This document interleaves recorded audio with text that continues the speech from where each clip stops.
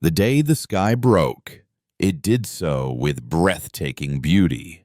We had watched the Ethel arrive for weeks, their ships not tearing through the void with brutal force but unfolding into it, like silver blossoms blooming in the blackness of space. They were artists. Our first scan suggested, their vessels resembling intricate filigree, all delicate lattices and impossible curves that seemed to hum with a silent, cosmic music. We sent greetings in 1,000 languages, mathematical proofs, sonatas, and the schematics of the human heart. A welcome mat laid out for what we foolishly believed would be our enlightened older brothers. We showed them our art, our history, our soul, believing they had come to share in it. Dr. Eris Thorne, the man who led that first and last communication effort, later said it was like a child proudly showing his finger paintings to a master sculptor who had come to requisition the canvas, the child, and the entire house for his next magnum opus. The Ethel did not answer with words. They answered with a symphony of destruction so elegant it shattered the mind before it shattered the cities. Their beams were not crude lances of energy, but shimmering waves of cohesive light that didn't obliterate but transmuted. They struck London, and the city of gray stone and history became a forest of fused glass, its spires twisted into weeping crystalline trees that chimed a haunting melody in the altered atmospheric winds. They swept over the Great Plains of North America, and the endless fields of gold were flash fossilized, every stalk of wheat preserved in a layer of black silica, a permanent, sprawling monument to a dead harvest. They touched the Pacific, and a wave a mile high was frozen mid-crest, a colossal, unmoving sculpture of turquoise stasis that would hang in the sky for eternity, casting a sapphire shadow over half a drowned continent. They called it the Great Sculpting, a term Eris Thorne plucked from their fleeting, condescending psychic whispers just before they severed the connection. Humanity was not being conquered. It was being curated into a permanent exhibit of cosmic horror. We were the clay, and our screams were the texture they sought for their final masterpiece. Far from the grand, terrible artistry transforming Earth, Commander Eva Rostova floated in the cold, unartistic silence of the belt. She was the governor of the Anvil, a sprawling, ugly agglomeration of nickel iron, repurposed freighters, and habitation modules drilled deep into the heart of a captured asteroid. The Anvil was a place of function over form, a greasy, utilitarian hub for the miners and ice haulers who worked the outer system, a place utterly devoid of the beauty the Ethel so clearly prized. She watched the end of her world on a 3-hour delay, the data trickling in through the strained comms relays. She saw the glass forests of London and the frozen wave of the Pacific not as art, but as a calculated and methodical murder of everyone she had ever known. Her crew, the rough, pragmatic men and women of the belt, gathered behind her in the command center's oppressive quiet, their faces illuminated by the ghostly light of a dying planet. There was no grand weeping, no collapse into despair. The people of the Anvil were accustomed to the harsh calculus of survival. Grief was a luxury you process later, after the leak was sealed and the reactor was stable. Rostova's grief was a cold, dense thing, a singularity forming in her chest. She wasn't watching a tragedy. She was watching a declaration of war from an enemy that did not even consider them worthy of being called an enemy. They were simply being erased, beautifully, by a force that considered their existence an unrefined medium. Her fists clenched so tight her knuckles were bone white against the blue glow of the console. They had made a fatal error, these celestial artists, in their grand project to turn Earth into a museum piece. They had overlooked the greasy, unrefined, and profoundly stubborn specks of humanity clinging to the rocks in the darkness beyond. They had sculpted the gallery, but had failed to sweep the dust from the workshop. Across the void, another survivor stared into the abyss of what they had lost.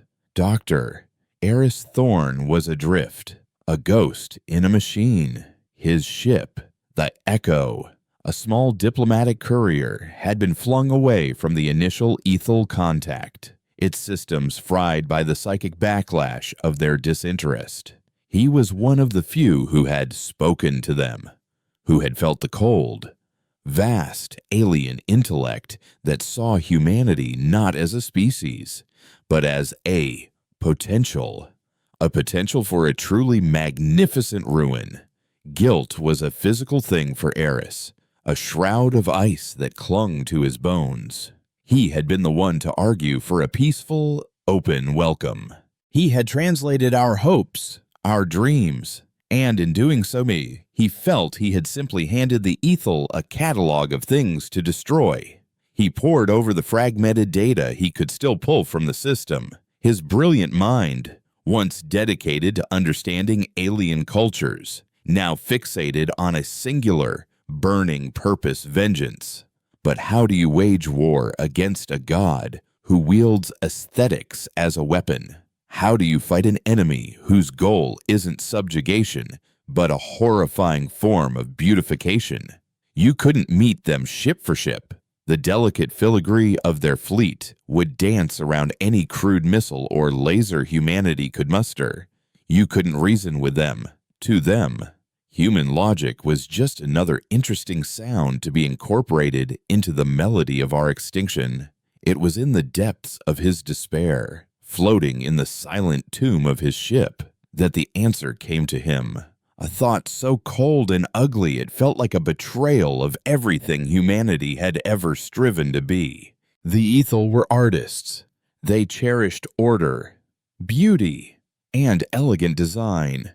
Their philosophy, their power, their very being was predicated on the transformation of chaos into meaning, of the mundane into the magnificent.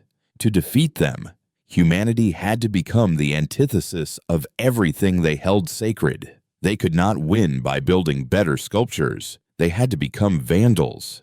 They had to embrace chaos, ugliness, and meaningless, brutal function. They had to become a force of pure, cosmic entropy, a disgusting smear on the ethel's perfect canvas. They had to become so profoundly, offensively ugly in their methods and their very existence that the ethel would be philosophically repulsed and strategically crippled. The path to victory was not through valor, but through vandalism, through a jury-rigged comms laser painstakingly aimed across millions of miles of empty space. Eris Thorne found Eva Rostova. So, their first conversation was stark, stripped of pleasantries, a dialogue between two poles of a new, broken humanity. Eris was the cold, calculating mind, his voice a dry rasp of guilt and intellectual fury. Eva was the iron will, her words clipped and pragmatic, each one a hammer blow shaping the raw material of her grief into a weapon. He laid out his theory, his voice devoid of emotion as he explained the ethel's philosophy of aesthetic annihilation. He told her of their psychic whispers, their dismissal of human consciousness as little more than transient resonance in a chaotic medium, a temporary ugliness they felt compelled to correct. Rostova listened, her face an unreadable mask of stone in the low light of the anvil's bridge. She understood the strategic implication long before Eris finished his grim proposal. Her people, the Belters, were already the antithesis of the ethel. They lived in ugly, functional habitats, drove ugly, functional ships, and survived through ugly, functional means. They didn't write symphonies, they drilled for ore. They didn't paint masterpieces, they welded hull plates. Eris was not asking them to become monsters. He was simply asking them to weaponize what they already were. He proposed a new kind of war, a war of defilement. They would not engage the ethel fleet directly. Instead, they would target their art. They would seek out the worlds the ethel had perfected. The gas giants they had swirled into harmonious patterns, the star systems they had choreographed into silent ballets of orbital mechanics, and they would ruin them. They would use the anvil's mass drivers not to launch probes, but to hurl asteroids, messy and unpredictable, into the heart of these perfect creations, shattering their symmetry, disrupting their orbits, and introducing the raw, ugly chaos of reality into the ethel's curated galleries. They would become cosmic graffiti artists, and their tag would be the fury of a species that refused to be a pretty corpse. The idea spread like a virus through the comms network of the outer system survivors, from the methane ice miners of Titan to the helium-3 skimmers in Saturn's rings. The message was the same. Earth was gone, a memorial to our failure to be beautiful. Now, we would teach the galaxy the power of being ugly. On the anvil, the great transformation began. The massive, slow-moving ore haulers were stripped of their cargo bays, their interiors reinforced to withstand extreme G-forces. The precision mining lasers, once used to carve out veins of platinum, were recalibrated, their focused beams turned into crude, overpowered weapons designed to slag and melt, not cut. They didn't build warships, they built battering rams, monstrous amalgams of steel and rage. They were hideous, asymmetrical, and utterly without grace. They were perfect. Rostova stood on the observation deck, watching as a fleet of these monstrosities took shape in the anvil's cavernous docking bays, each one a middle finger pointed at the heavens. Her crew worked with a silent, terrifying efficiency, their movements precise, their faces grim. They were no longer miners or engineers. They were the instruments of a new, terrible philosophy. Eris Thorn, his ghostly image flickering on a nearby screen, transmitted the coordinates of their first target. It wasn't a military installation or a colony. It was a moon, a small, insignificant rock orbiting a distant gas giant that the Ethel had recently finished sculpting. They had polished its surface to a perfect, flawless mirror of obsidian, a sphere of absolute black that reflected the distant stars with impossible clarity. It was a piece of minimalist art, a statement of elegant simplicity. It was the Ethel's latest masterpiece, and it would be humanity's first canvas.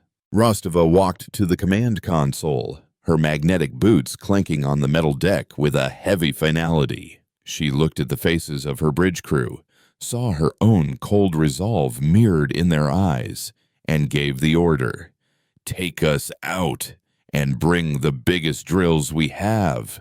From the heart of the ugly, greasy anvil, the first wave of humanity's vengeance fleet lumbered out into the darkness, not as sleek predators, but as a swarm of brutal, industrial locusts, ready to chew on the gilded edges of heaven.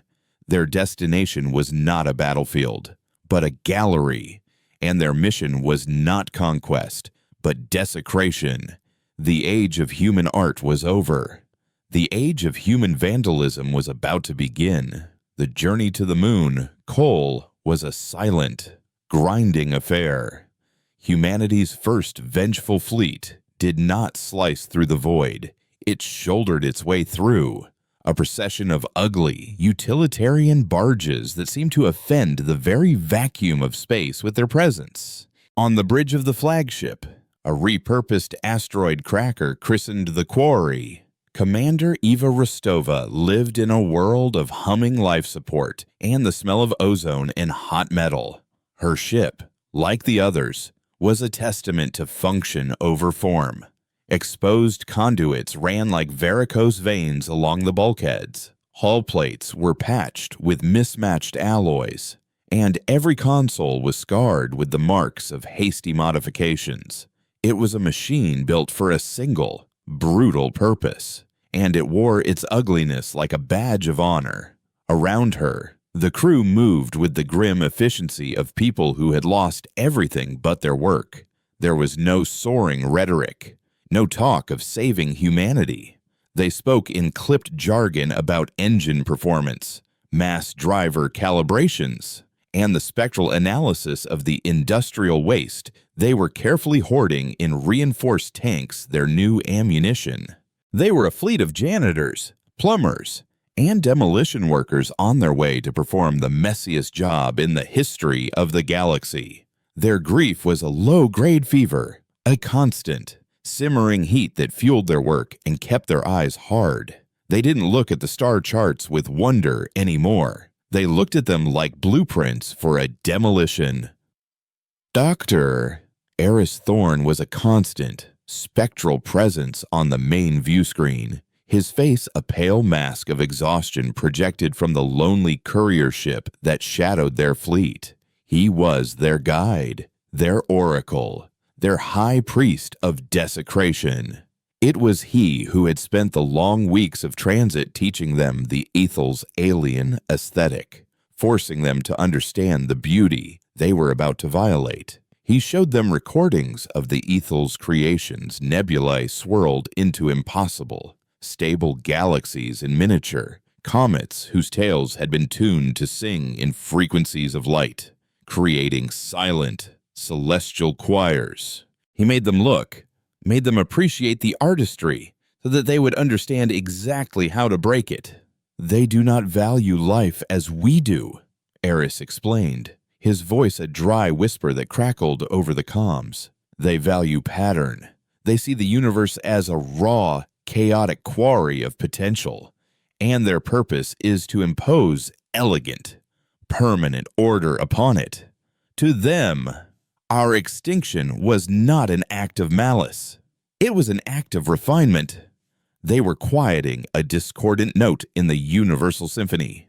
He paused, and his ghostly eyes seemed to fix on each member of the bridge crew. Therefore, we will not be a note of defiance. We will be a scream of feedback. We will be the grinding of gears in the middle of their concerto. We will be the ugly, chaotic, meaningless static they tried to erase. As they entered the target system, the moon coal appeared on their screens. It was exactly as Eris had described it, a perfect sphere of absolute, light-devouring black. It did not reflect the light of the system's distant, pale star. It consumed it. It was a hole in reality, a minimalist masterpiece of pure void hanging in space. It was so perfect, so unnaturally flawless, that looking at it for too long induced a sense of vertigo, as if one might simply fall into it. The Ethel fleet was here, but not in a way humanity understood. Their ships, those silver, filigreed blossoms, hung in a geometrically perfect lattice around the system, not guarding the moon, but appreciating it. They were silent observers, patrons in a cosmic gallery, their psychic presence a low, serene hum of artistic satisfaction. They're admiring their work, Rostova said, her voice flat. There was no awe in her tone, only the cold assessment of a demolitions expert surveying a target. Eris, are you certain they won't retaliate in a conventional sense? Eris Thorne's image flickered. I am certain of nothing, Commander. But my analysis of their philosophy suggests they have no framework for this. They have concepts of flawed art, of unrefined material. They do not seem to possess a concept for deliberate, malicious vandalism. It would be like a sculptor trying to understand why someone would choose to smear feces on a marble statue. The motive is so alien, so ugly, that it will cause cognitive dissonance before it causes aggression. We are banking on their disgust being a more powerful weapon than their plasma cannons. Rostova nodded once, turning away from the ghost on the screen to face her crew. You have your targets. This is not a strike. It is a demolition. I want that rock so ugly that God himself would weep to look at it. Execute. The command echoed through the ugly and functional ships of the human fleet. The first stage of the attack was not a volley of missiles, but the launch of rocks. The mass drivers on the ore haulers, designed to fling payloads of refined metal across the system, now fired unrefined asteroids, jagged and misshapen, at coal. They were not aimed for maximum damage, but for maximum mess. They struck the perfect obsidian sphere, not like clean projectiles, but like cosmic buckshot, creating a pockmarked, asymmetrical mess of craters that shattered the moon's flawless surface. The serene psychic hum from the ethel ships faltered, replaced by a wave of what could only be described as confused surprise. It was the psychic equivalent of a raised eyebrow. They had registered the attack, but they couldn't yet process its intent. Then came the drills. The quarry and its sister ships lumbered forward, their immense asteroid-cracking lasers and tungsten carbide drills, once used to harvest the wealth of the belt, now repurposed for pure defilement. The lasers didn't fire in clean pulses, they were overcharged, spewing uncontrolled, sloppy beams that didn't cut but melted, leaving molten, glassy scars that dribbled down the sides of the newly formed craters like hideous tears. The drills, colossal corkscrews of metal, slammed into the surface and began to chew. They didn't bore clean holes, they gouged, ripped, and tore, throwing up clouds of black dust and rock that permanently stained the pristine vacuum around the moon, creating a dirty, chaotic halo. They were carving graffiti on a masterpiece with a jackhammer.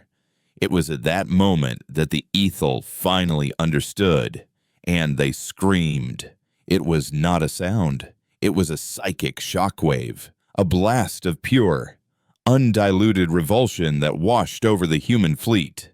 It was the shriek of a composer hearing his symphony played on out-of-tune instruments, the howl of a painter seeing his masterpiece being used as a dropcloth. It was a wave of nausea and aesthetic agony so profound it buckled the knees of the unprepared. On the bridge of the quarry, several crew members cried out, clutching their heads, not in pain, but in a shared alien horror. They were feeling what the ethel felt, a deep, philosophical violation that was more jarring than any physical weapon. Rostova gritted her teeth, the wave washing over her like a physical blow. Her knuckles were white where she gripped the command console, her entire being focused on a single, cold thought. It's working!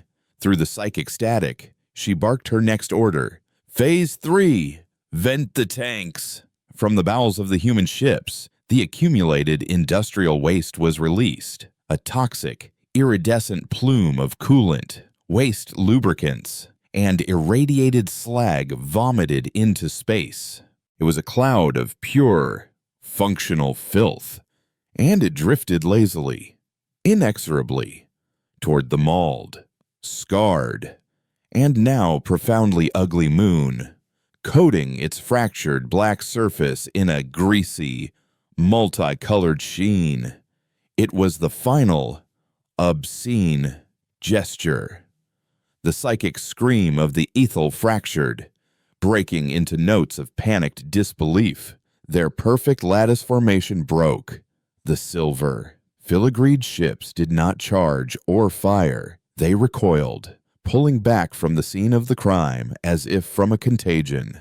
They moved without their usual impossible grace, their movements jerky and chaotic. Humanity hadn't just attacked them. They had fundamentally broken their understanding of the universe.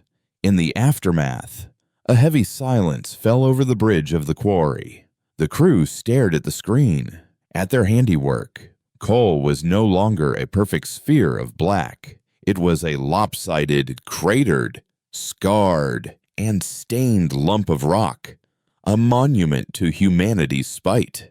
It was hideous, and it was theirs. Jax, the chief drill operator, A man whose hands had brought up trillions of credits worth of precious metals slowly looked down at his own palms, as if seeing them for the first time. They were the hands that had just desecrated a world. A strange, unfamiliar emotion welled up in the quiet of the bridge. It wasn't pride, not exactly. It was a grim, ugly satisfaction, the feeling of a lesson brutally taught and brutally learned. They had found the Ethel's soul, and they had just finished stomping on it with their dirtiest boots. Eris Thorn's face was unreadable on the screen, but his voice, when it came, was steady. Their formation is broken. They are in disarray. Their psychic resonance is chaotic. They are trying to process an act of meaningless destruction. It is, to them, the ultimate blasphemy. Rostova took a long, slow breath, the cold singularity in her chest seeming to solidify into something even harder. She looked at the ruined moon, then at the retreating, panicked glitter of the Ethel fleet. They had not won a battle. They had ruined a poem, and it was only the beginning. She turned to the ghost on her screen. Log the results. Eris, find us another pretty picture to ruin.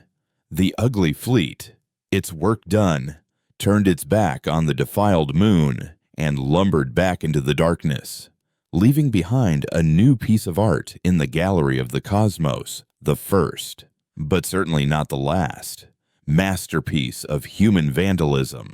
The war of ugliness was a quiet one, fought not in the fire of explosions, but in the slow, grinding corruption of beauty.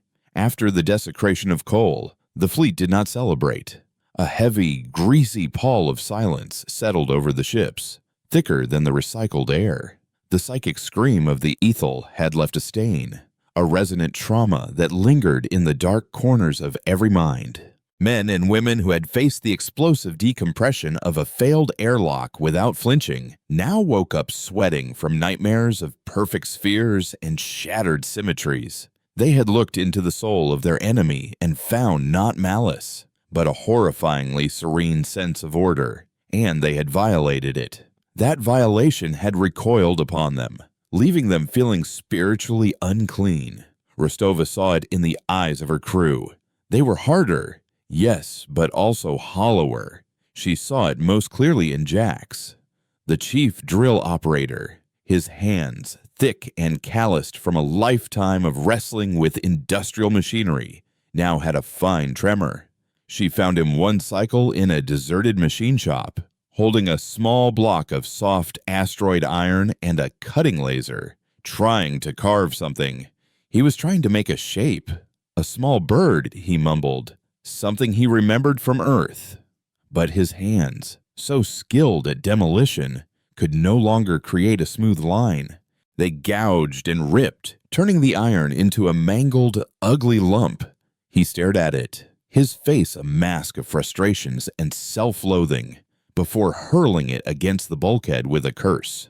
They were becoming excellent vandals, but they were forgetting how to build. Eris Thorn's ghostly image on the view screen seemed to have aged. The lines of guilt etched deeper around his eyes. He had become the fleet's confessor, a remote, intellectual priest for a congregation of sinners. He was the one who put their terrible work into a philosophical context that made it bearable. Do not mistake their agony for our sin, he told Rostova during one of their late-night communiques, his voice a low hum against the backdrop of the stars. We are not becoming monsters. We are holding up a mirror, a distorted, filthy mirror. Yes, but a mirror nonetheless. We are showing them the chaos they pretend does not exist, the meaningless reality they sought to pave over with their sterile perfections. What you are seeing in the crew is the psychic recoil of forcing a god to confront its own atheism. It is a necessary poison. But Rostova, a pragmatist to her core, was less concerned with philosophy than with morale and strategy. Poison was still poison, and she knew her crew could only endure so much before it corroded them from the inside. They needed a new target, a new purpose beyond simple, repetitive acts of desecration. They needed to escalate. The escalation came in the form of a new division Eris had conceived, and Rostova had implemented the Department of Dissonance. Its headquarters was not a gleaming lab, but a soundproofed, lead-lined cargo bay on the quarry, filled with jury-rigged broadcast arrays and snarling nests of cables. It was run by a woman named Kaylin, a former deep space comms technician from a listening post near Jupiter. Kaylin was all sharp angles and sharper cynicism, her fingers constantly dancing over a console as if she were strangling music from it. Her art form was not sculpture or painting, it was static. She had spent the journey from Cole weaponizing ugliness on a conceptual level. "Physical vandalism is crude, Commander," she explained, without looking up from her screen, her voice dripping with a kind of gleeful contempt. "It's effective, but it's a sledgehammer. The Ethel are beings of pure pattern. Their ships, their minds, their communications.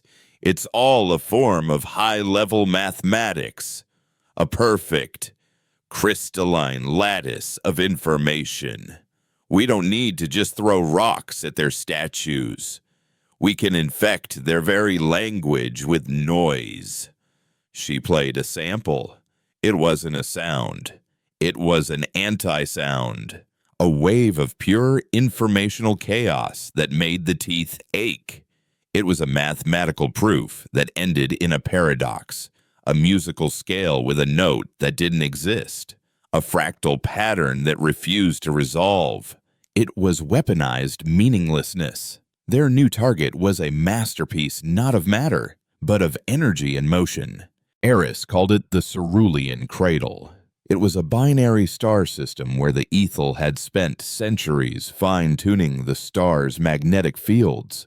The two suns, one a brilliant white, the other a deep, pulsating sapphire, were locked in a gravitational dance so perfect that their solar flares intertwined, creating a permanent, breathtaking aurora that filled the system's nebula with shifting veils of light. It was a living, breathing symphony of plasma and light, a dynamic sculpture on a scale that defied imagination.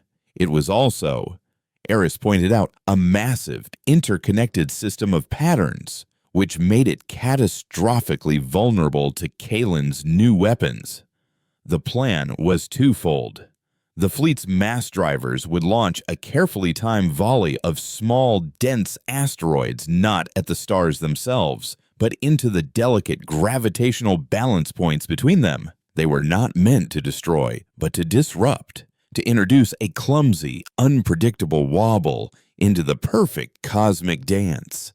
At the same time, Kaylin's department would broadcast their symphony of static, their anti-logic, directly into the magnetic flux tubes that connected the two suns, aiming to corrupt the very equations that governed the beautiful auroras.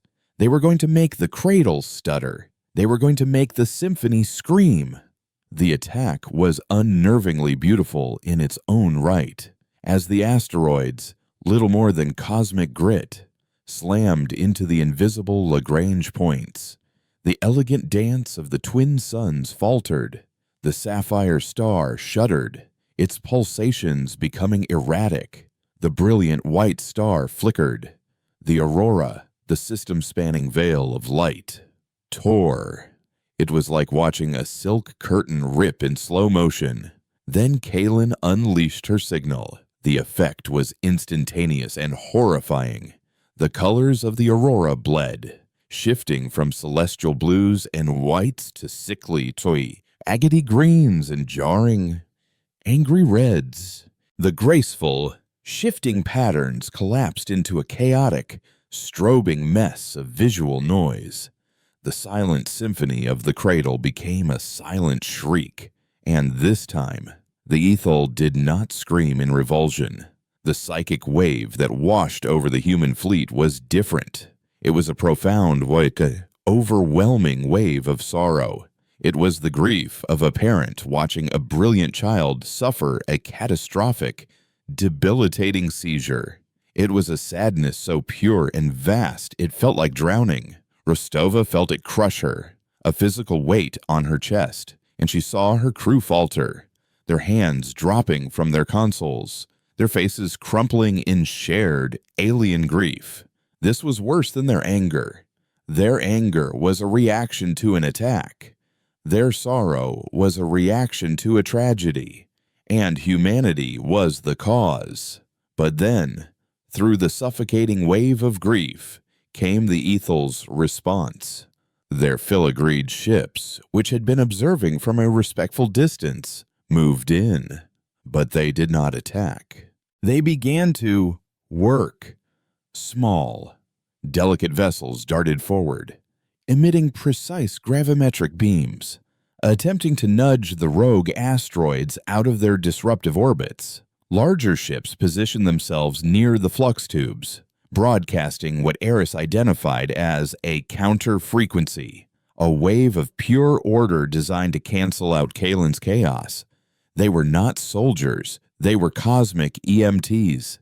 They were janitors, frantically, desperately trying to clean up the mess. They were trying to fix the broken art.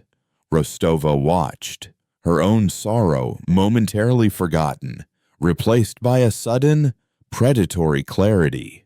A cold, sharp thought cut through the psychic fog. They are predictable. Their obsession, their driving philosophical imperative, was not just to create beauty, but to maintain it. They couldn't abide ugliness. They couldn't leave a mess. They were constitutionally, philosophically incapable of ignoring a flaw. Their greatest strength was their greatest, most exploitable weakness. Kalen! Rostova's voice was a blade of ice, cutting through the grief-stricken hush on the bridge. Give me a reading on their repair frequencies. Analyze the patterns of their gravimetric beams. Eris, I need you to find me the most insignificant, artistically irrelevant asteroid field within a light year of here. Something they would never have bothered to sculpt. A cosmic scrapyard. The crew looked at her, their faces confused, still reeling from the psychic blow. But Eris Thorne understood immediately. A flicker of something awe, or perhaps horror, crossed his spectral face. Commander, he whispered, you intend to set a trap. No, Rostova corrected, her eyes fixed on the view screen where the beautiful Ethel ships worked frantically to undo the damage, their movements precise and utterly predictable. I intend to bait a hook. Our war of vandalism is over. Doctor, the hunt has just begun. She gave the order for a single, small ore hauler to break from the fleet. Its mission was simple. It would travel to the unremarkable asteroid field Eris had located and perform one simple, ugly act. It would use its powerful engines to spin two of the largest asteroids in opposite directions, ensuring a messy, high-velocity collision that would send a spray of chaotic, unpredictable debris throughout the field.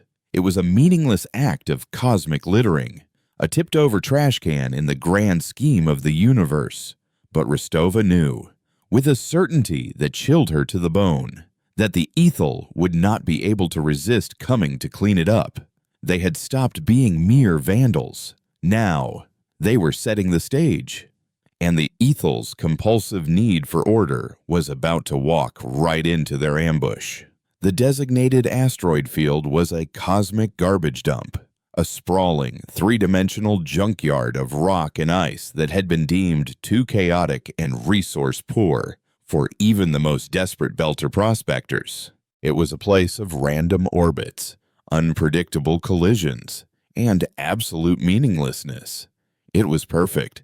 The human fleet, a collection of ugly, asymmetrical ships, slid into the field's dusty embrace and vanished. They powered down all but the most essential systems. Their dull, unpolished hulls, indistinguishable from the millions of other ugly rocks floating in the dark. They were not warriors lying in wait. They were spiders in a web of rock and ruin. Patient and cold-blooded. The waiting was a new kind of hell. It wasn't the tense, adrenaline-fueled silence before a battle. It was the slow, grinding monotony of a stakeout. During this time, Rostova observed the final hardening of her crew. The psychic wounds from Cole in the cerulean cradle had not healed. They had calloused over. The hollowed-out look in their eyes was still there. Now it was overlaid with a flat, predatory focus. They moved with a purpose that was no longer fueled by raw grief, but by a cold, professional hunger. Rostova saw the change most profoundly in Jax. His hands were steady now. The tremor that had plagued him after Cole was gone, replaced by a stillness that was far more unsettling. He now spent his off hours not trying to create, but to modify. He worked on the grapnels and harpoon launchers, sharpening their tips to a monomolecular edge, reinforcing the tow cables with woven carbon nanotubes. He was turning his demolition tools into instruments of capture, his face lit by the blue glare of a plasma torch, as focused and serene as a monk in prayer. He was no longer a man haunted by the act of breaking things. He was a man perfecting it. Kaylin, meanwhile, had refined her art of dissonance. She no longer sought to create waves of pure, disorienting chaos. She had learned to listen, to tune her signals. "They have a hive mind of sorts, Commander," she reported, her voice a low crackle over the ship's internal comm. Not true telepathy, but a shared psychic resonance, an emotional and philosophical feedback loop. When they work, they harmonize. I think I can isolate one. I can cut it out of the choir." She was designing a new kind of weapon, not a bomb, but a scalpel of static, designed to sever a single consciousness from its collective. The bait ship, a small, remote-piloted tug, executed its mission with ugly precision. It nudged the two colossal asteroids into their collision course and then scurried back into the cover of the field. The impact was silent but spectacular, a blossoming cloud of dust and debris that spread through the sector like a dirty, cancerous nebula. It was an act of cosmic littering, utterly pointless and strategically insignificant. And then they waited. For 3 long, silent cycles, they floated in the dark, listening. Then, a flicker on the long-range sensors. A single ethel ship, unfolding into reality at the edge of the field. It was a small one, a scout or perhaps a maintenance vessel, shaped like a silver teardrop adorned with delicate, wing-like filaments. It radiated a psychic hum of mild annoyance, the emotional equivalent of a tidy person spotting a piece of trash on an otherwise pristine lawn. It moved into the debris field, its intentions clear. It began to emit precise, subtle gravimetric pulses, gently hurting the smaller pieces of debris, while deploying a swarm of tiny, shimmering drones that began vaporizing the dust with focused beams of light. It was a street sweeper, tidying up the mess. It was completely and arrogantly alone. On the bridge of the quarry, no one breathed. Rostova watched the ethel ship work, its movements an elegant, efficient ballet of restoration. She let it get deep into the field, far from the clean, open space where its superior speed and grace would be an advantage.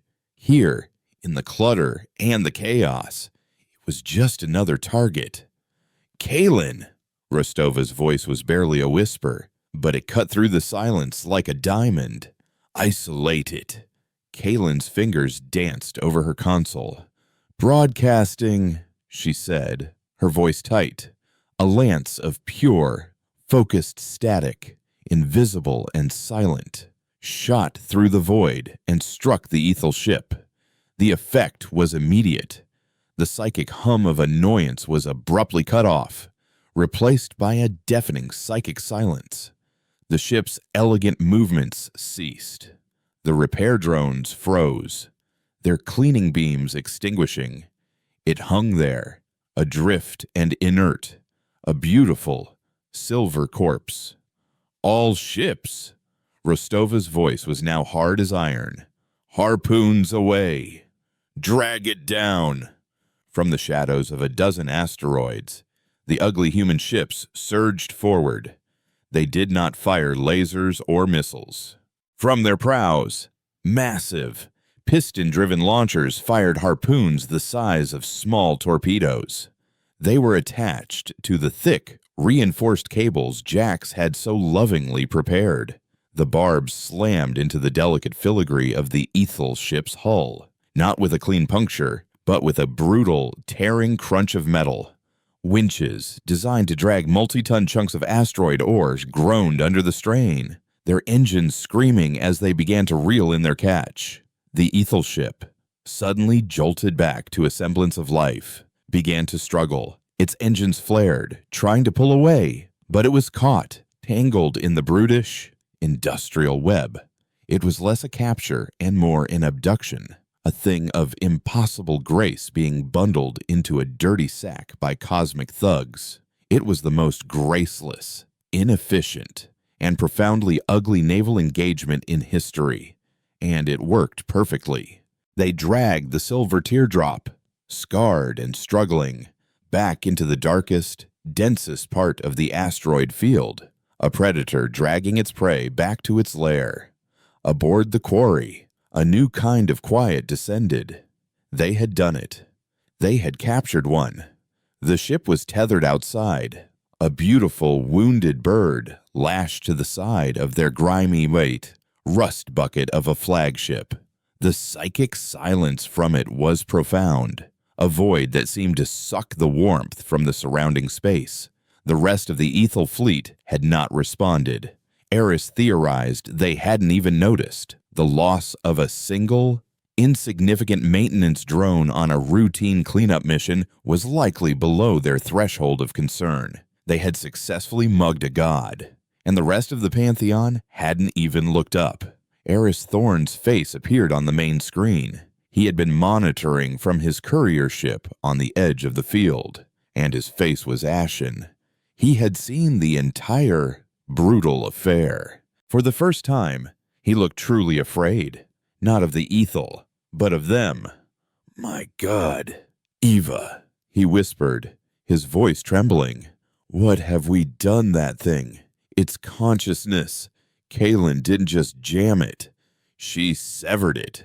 It's alone in there, completely cut off from its collective for the first time in its existence. We didn't just capture a ship. We vivisected a piece of a god." Rostova stared at the image of the captured vessel on the screen, its delicate silver form marred by the crude barbs of their harpoons. Her face was a mask of cold, unyielding resolve. There was no triumph in her eyes, only the grim light of a new, terrible purpose.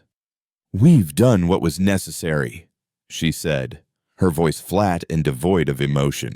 She turned away from Eris's horrified face to look at Jax, who was already preparing a team of engineers with cutting torches and plasma saws.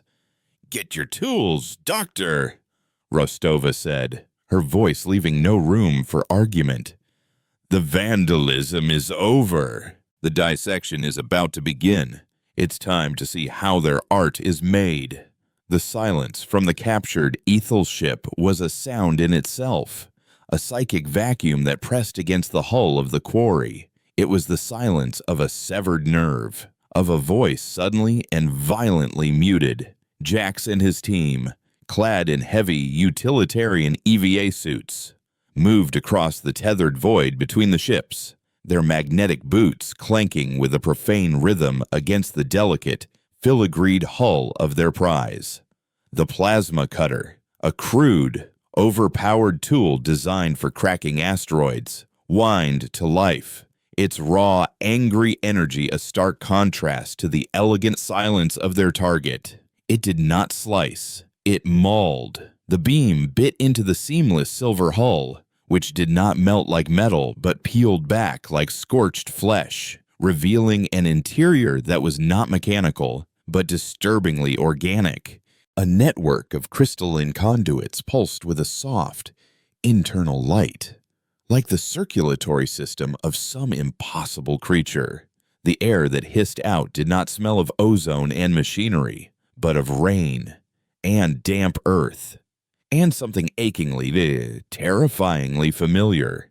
They breached the inner chamber, and the work crew froze, their crude tools suddenly seeming like weapons of sacrilege. There, at the heart of the ship, was the pilot. It was not a being in a chair, but a heart in a rib cage of crystal and light. It was a slender, humanoid figure, impossibly graceful, seemingly woven from solidified light and living tissue.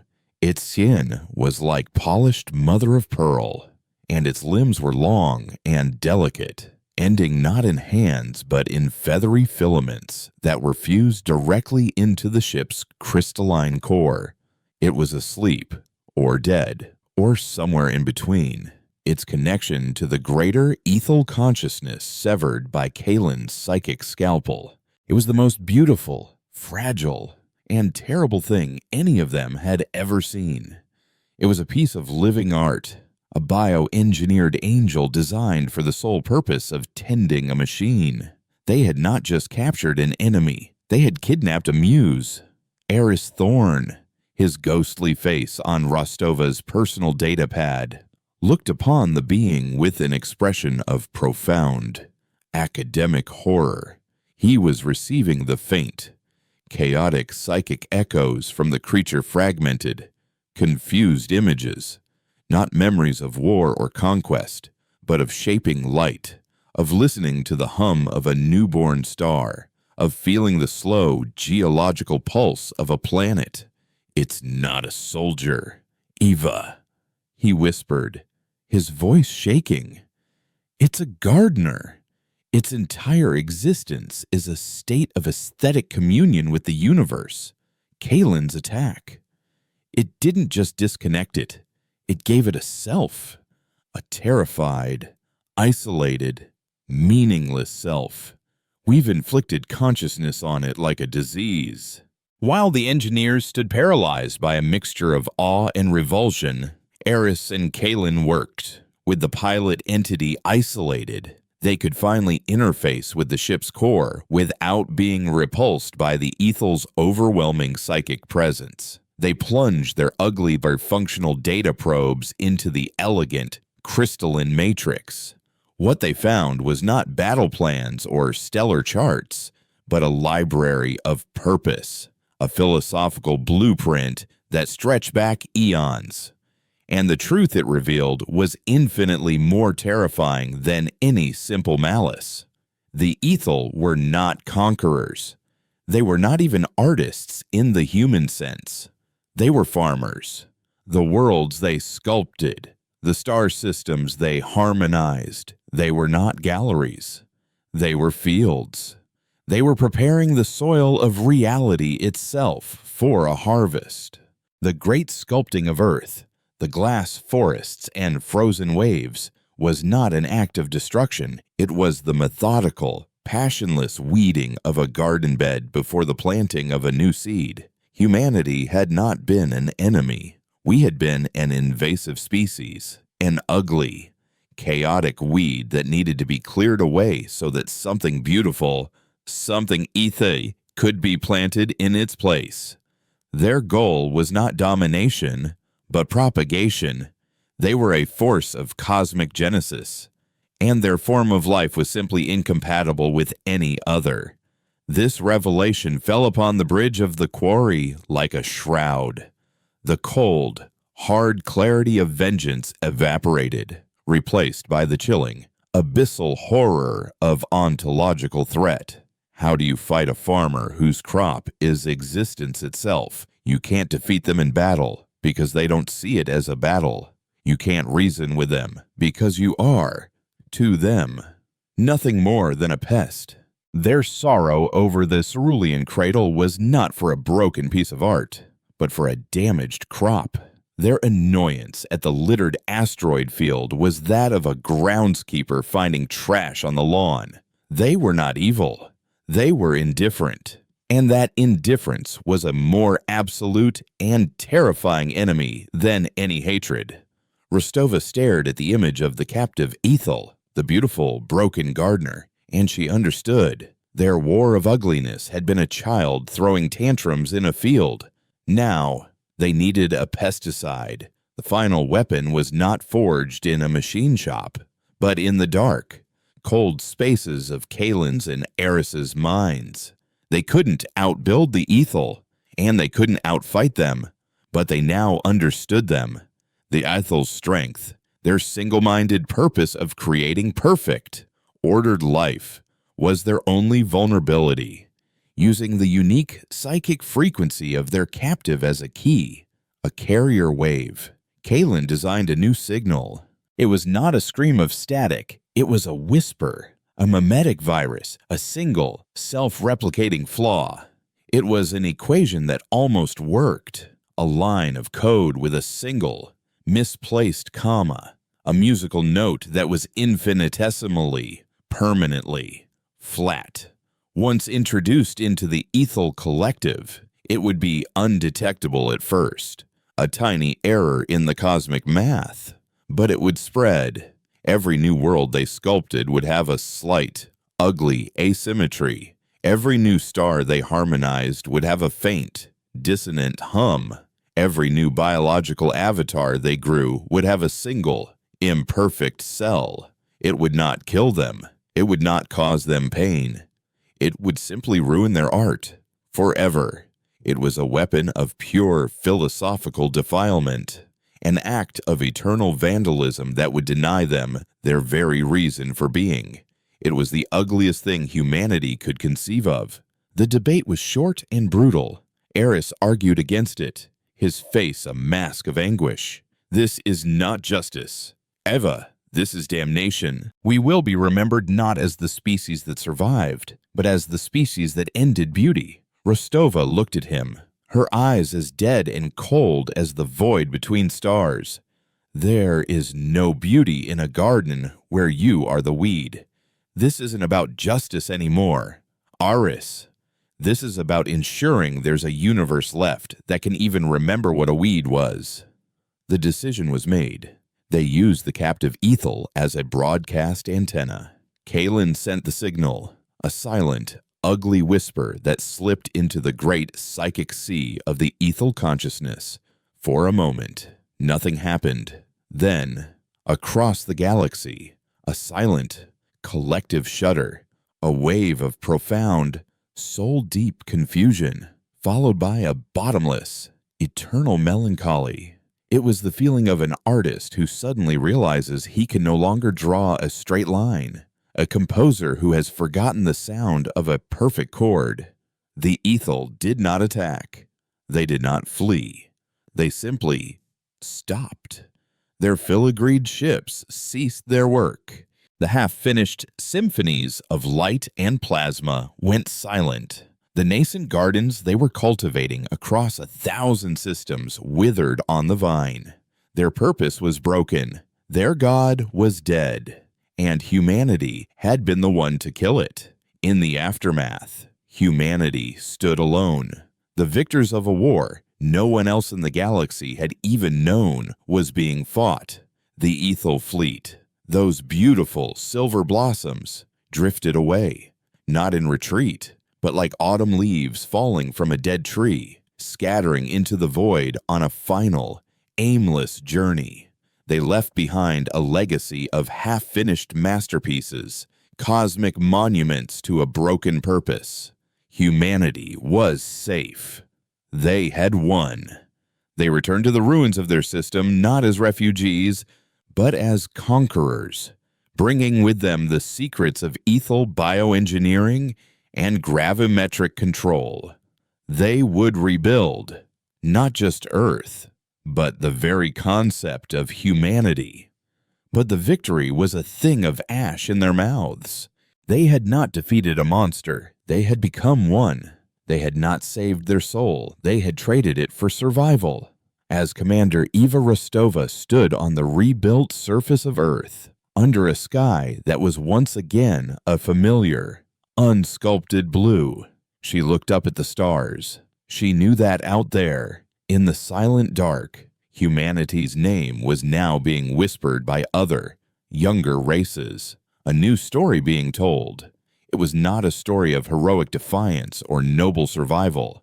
It was a ghost story. A cautionary tale told to frighten the children of the galaxy.